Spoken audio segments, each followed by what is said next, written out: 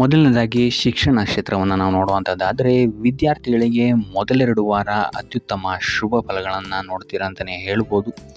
ನಿರಂತರ ಏಕಾಗ್ರತೆಯಿಂದ ನಿಮ್ಮ ವಿದ್ಯಾಭ್ಯಾಸದಲ್ಲಿ ಏಳಿಗೆಯನ್ನು ನೀವು ನೋಡ್ತೀರಾ ಅಂತಲೇ ಹೇಳ್ಬೋದು. ಇನ್ನು ಹೊರ ಪ್ರದೇಶದಲ್ಲಿ ವಾಸಿಸ್ತಾ ಇರುವಂತಹ ವಿದ್ಯಾರ್ಥಿಗಳಿಗೆ ವಿಷಯಗಳು ಸ್ವಲ್ಪ ಕಠಿಣವಾಗಬಹುದು. ಆದ್ದರಿಂದ ನಿಮ್ಮ ಗುರುಗಳ ಸಲಹೆ ಮತ್ತು ಸಹಕಾರವನ್ನು ಪಡೆಯುವಂಥದ್ದು ನಿಮಗಿಲ್ಲಿ ಸಹಾಯಕವಾಗಿದೆ ಅಂತಲೇ ಹೇಳ್ಬೋದು.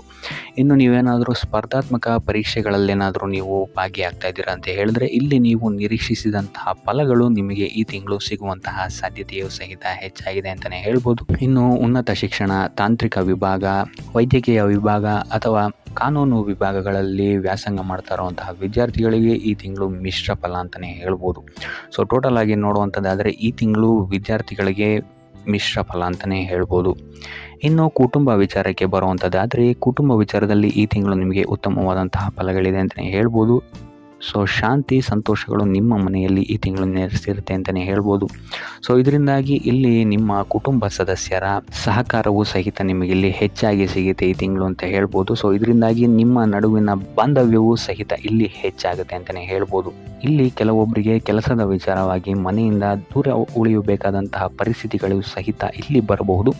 ಆದರೆ ಇದಕ್ಕೆ ತಲೆ ಕೆಡಿಸ್ಕೊಳ್ಳುವಂತಹ ಅವಶ್ಯಕತೆ ಇಲ್ಲ. ಇಲ್ಲಿ ನಿಮಗೆ ಫ್ಯೂಚರ್ಗೆ ಇದು ಉತ್ತಮವಾಗಿರುತ್ತೆ ಅಂತಲೇ ಹೇಳ್ಬೋದು. ಇನ್ನು ಇದುವರೆಗೂ ಏನಾದರೂ ನಿಮ್ಮ ಕೌಟುಂಬಿಕ ವಿಚಾರದಲ್ಲಿ ವಾದ ವಿವಾದಗಳೇನಾದರೂ ಇದ್ದರೂ ಸಹಿತ ಇಲ್ಲಿ ನಿಮಗೆ ಹಂತ ಹಂತವಾಗಿ ಈ ತಿಂಗಳು ಇದು ಬಗೆಹರಿಯುತ್ತೆ ಅಂತಲೇ ಹೇಳ್ಬೋದು.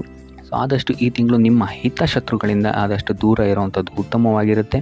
ಇಲ್ಲ ಅಂತ ಹೇಳಿದ್ರೆ ನಿಮ್ಮ ಪ್ರೀತಿಯ ಸಂಬಂಧಕ್ಕೆ ಇಲ್ಲಿ ಏನಾದರೂ ತಪ್ಪು ತಿಳುವಳಿಕೆ ಆಗುವಂತಹ ಪ್ರಸಂಗಗಳನ್ನು ಇವರು ನಿರ್ಮಿಸ್ಬೋದು ಅಂತಲೇ ಹೇಳ್ಬೋದು. ಸೊ ಆದ್ದರಿಂದ ಎಚ್ಚರಿಕೆ ವಹಿಸುವಂಥದ್ದು ಉತ್ತಮವಾಗಿರುತ್ತೆ. ನಿಕಟ ಸಂಬಂಧಿಗಳಿಂದ ಈ ತಿಂಗಳು ನೀವು ಸ್ವಲ್ಪ ಚರ್ಚೆಗಳನ್ನು ಸಹಿತ ಮಾಡ್ತೀರಾ ಅಂತಲೇ ಹೇಳ್ಬೋದು. ಸೊ ಆದ್ದರಿಂದ ಈ ತಿಂಗಳು ನೀವು ನಿಮ್ಮ ಮನೋಧರ್ಮ ಮತ್ತು ನಿಮ್ಮ ಕೋಪವನ್ನು ಸ್ವಲ್ಪ ನಿಯಂತ್ರಿಸುವಂಥದ್ದು ಉತ್ತಮವಾಗಿರುತ್ತೆ. ಇದಲ್ಲದೆ ನಿಮ್ಮ ನೆರೆಹೊರೆಯವರ ಜೊತೆ ವಾದ ವಿವಾದಗಳಾಗುವಂತಹ ಸಾಧ್ಯತೆಯೂ ಸಹಿತ ಹೆಚ್ಚಾಗಿರೋದ್ರಿಂದಾಗಿ ಇಲ್ಲಿ ನೀವು ತಾಳ್ಮೆಯನ್ನು ಅನುಸರಿಸುವಂಥದ್ದು ಉತ್ತಮವಾಗಿರುತ್ತೆ ಅಂತಲೇ ಹೇಳ್ಬೋದು. ಇನ್ನು ಆರೋಗ್ಯ ವಿಚಾರಕ್ಕೆ ಬರುವಂಥದ್ದಾದರೆ ಆರೋಗ್ಯ ವಿಚಾರದಲ್ಲಿ ಈ ತಿಂಗಳು ನಿಮಗೆ ಸಾಮಾನ್ಯವಾಗಿದೆ ಅಂತಲೇ ಹೇಳ್ಬೋದು. ವಯೋವೃದ್ಧರಿಗೆ ಹಳೆಯ ನೋವುಗಳು ಇಲ್ಲಿ ಸ್ವಲ್ಪ ಕಾಡುತ್ತೆ ಅಂತಲೇ ಹೇಳ್ಬೋದು. ಕೀಲು ನೋವಾಗಿರ್ಬೋದು ಅಥವಾ ರಕ್ತದೊತ್ತಡದಂತಹ ಸಮಸ್ಯೆಗಳು ನಿಮಗಿಲ್ಲಿ ಸ್ವಲ್ಪ ಬಾಧಿಸಬಹುದು. ಆದರೆ 2ನೇ ವಾರದ ನಂತರ ನಿಮಗಿಲ್ಲಿ ನಿಮ್ಮ ಆರೋಗ್ಯದಲ್ಲಿ ಸ್ಥಿರತೆ ಕಾಣುತ್ತೆ ಅಂತಲೇ ಹೇಳ್ಬೋದು. ಸೊ ಆದ್ದರಿಂದ ಯಾವುದೇ ರೀತಿಯಾದಂತಹ ಆರೋಗ್ಯ ಸಮಸ್ಯೆಗಳನ್ನು ವಯೋವೃದ್ಧರು ನಿರ್ಲಕ್ಷಿಸೋಕ್ಕೆ ಹೋಗಬೇಡಿ. ಆದಷ್ಟು ವೈದ್ಯಕೀಯ ಸಲಹೆ ಸಹಕಾರವನ್ನು ಪಡೆಯುವಂಥದ್ದು ಉತ್ತಮವಾಗಿರುತ್ತೆ. ಇನ್ನು ತಿಂಗಳ ಕೊನೆಯ ವಾರ ನಿಮಗಿಲ್ಲಿ ಶೀತ, ಜ್ವರ, ಕೆಮ್ಮುಗಳಂತಹ ಸಮಸ್ಯೆಗಳು ಸ್ವಲ್ಪ ಬಾಧಿಸಬಹುದು. ಯಾವುದೇ ರೀತಿಯಾದಂತಹ ಅಸಡ್ಡೆಯನ್ನು ಇಲ್ಲಿ ತೋರದಿರುವಂಥದ್ದು ಉತ್ತಮವಾಗಿರುತ್ತೆ. ಸೊ ಆದಷ್ಟು ಈ ತಿಂಗಳು ನೀವು ಯೋಗ, ಧ್ಯಾನವನ್ನು ಮಾಡುವಂಥದ್ದು ನಿಮಗಿಲ್ಲಿ ಸಹಕಾರಿಯಾಗಿರುತ್ತೆ ನಿಮ್ಮ ಆರೋಗ್ಯದ ದೃಷ್ಟಿಕೋನದಿಂದ ಅಂತ ಹೇಳ್ಬೋದು.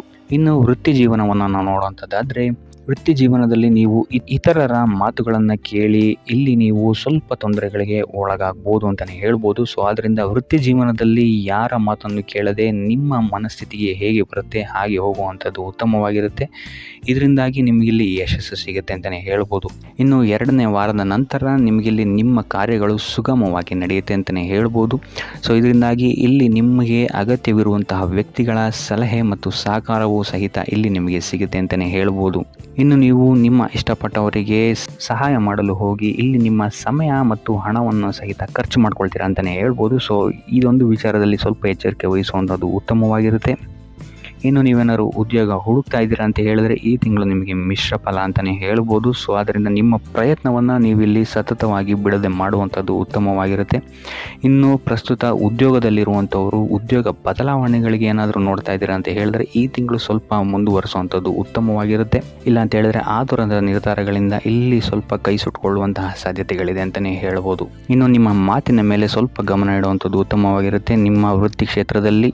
ಇಲ್ಲ ಅಂತ ಹೇಳಿದ್ರೆ ಇಲ್ಲಿ ಇದು ನಿಮಗೆ ನಿಮ್ಮ ಗೌರವವನ್ನು ಕಳೆದುಕೊಳ್ಳುವಂತಹ ಸಾಧ್ಯತೆಯನ್ನು ಸಹಿತ ಇದು ನಿಮಗೆ ತಂದೊಡ್ಡಬಹುದು. ಸೊ ಆದ್ದರಿಂದ ನಿಮ್ಮ ಮಾತಿನ ಮೇಲೆ ಎಚ್ಚರಿಕೆ ಇರಲಿ. ಇಲ್ಲ ಅಂತ ಹೇಳಿದ್ರೆ ಇಲ್ಲಿ ನಿಮಗೆ ಸುಮ್ಮನೆ ಆರೋಪಗಳು ಬರಬಹುದಾದಂತಹ ಸಾಧ್ಯತೆ ಇದೆ ಅಂತಲೇ ಹೇಳ್ಬೋದು. ಇನ್ನು ವೃತ್ತಿ ಕ್ಷೇತ್ರದಲ್ಲಿ ಕೊನೆಯ ವಾರ ನಿಮಗಿಲ್ಲಿ ಒತ್ತಡಗಳು ಹೆಚ್ಚಾಗುತ್ತೆ ಅಂತಲೇ ಹೇಳ್ಬೋದು. ಸೊ ಅದರಿಂದಾಗಿ ಯಾವುದೇ ರೀತಿಯಾದಂತಹ ಬದಲಾವಣೆಗಳಾಗಿರ್ಬೋದು ಅಥವಾ ಕಾರ್ಯದ ಒತ್ತಡಗಳಾಗಿರ್ಬೋದು ನಿಮ್ಮ ಮೇಲೆ ಹಾವಿಯಾಗಕ್ಕೆ ಬಿಡಬೇಡಿ. ಆದಷ್ಟು ತಾಳ್ಮೆಯಿಂದ ಇರುವಂಥದ್ದು ಉತ್ತಮವಾಗಿರುತ್ತೆ ನಿಮ್ಮ ವೃತ್ತಿ ಕ್ಷೇತ್ರದಲ್ಲಿ.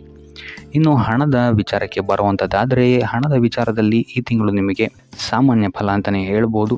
ಇಲ್ಲಿ ನಿಮಗೆ ಸಾಲ ಬಾಧೆ ಏನಾದರೂ ಇದ್ದರೆ ಇಲ್ಲಿ ಸ್ವಲ್ಪ ನಿಮಗೆ ಈ ತಿಂಗಳು ಉಪಶಮನ ಸಿಗುತ್ತೆ ಅಂತಲೇ ಹೇಳ್ಬೋದು. ಖರ್ಚಿನ ಬಗ್ಗೆ ಈ ತಿಂಗಳು ನೀವು ಸ್ವಲ್ಪ ಎಚ್ಚರಿಕೆ ವಹಿಸುವಂಥದ್ದು ಉತ್ತಮವಾಗಿರುತ್ತೆ. ಇಲ್ಲಿ ನಿಮಗೆ ಪ್ರಯಾಣದಿಂದ ಸ್ವಲ್ಪ ಖರ್ಚಾಗುವಂತಹ ಸಾಧ್ಯತೆಯು ಹೆಚ್ಚಾಗಿದೆ ಅಂತಲೇ ಹೇಳ್ಬೋದು. ಸೊ ಈ ತಿಂಗಳು ನೀವೇನಾದರೂ ಹೂಡಿಕೆ ಮಾಡಿದರೆ ಇಲ್ಲಿ ನಿಮಗೆ ತಕ್ಕ ಮಟ್ಟಿನ ಲಾಭವಿದೆ ಅಂತಲೇ ಹೇಳ್ಬೋದು. ಇನ್ನು ನೀವೇನಾದರೂ ರಿಯಲ್ ಎಸ್ಟೇಟ್ ಅಥವಾ ಶೇರ್ ಮಾರ್ಕೆಟಲ್ಲಿ ಏನಾದರೂ ಹಣವನ್ನು ಹೂಡಿಕೆ ಮಾಡ್ತಾ ಇದ್ದೀರಾ ಅಂತ ಹೇಳಿದ್ರೆ ತಜ್ಞರ ಸಲಹೆ ಸಹಕಾರ ಪಡೆಯುವಂಥದ್ದು ನಿಮಗಿಲ್ಲಿ ಉತ್ತಮವಾಗಿರುತ್ತೆ ಅಂತಲೇ ಹೇಳ್ಬೋದು.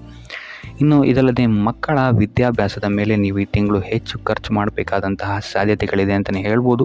ಇನ್ನು ತಿಂಗಳ ಕೊನೆಯ ವಾರದಲ್ಲಿ ನಿಮ್ಮ ಎಲ್ಲ ಪ್ರಯತ್ನಗಳಿಗೂ ಯಶಸ್ಸು ಸಿಗುತ್ತೆ ಅಂತಲೇ ಹೇಳ್ಬೋದು. ಇನ್ನು ಐಷಾರಾಮಿ ಖರ್ಚುಗಳ ಬಗ್ಗೆನೂ ನೀವಿಲ್ಲಿ ಸ್ವಲ್ಪ ಗಮನವನ್ನು ವಹಿಸುವಂಥದ್ದು ಉತ್ತಮವಾಗಿರುತ್ತೆ ಅಂತಲೇ ಹೇಳ್ಬೋದು.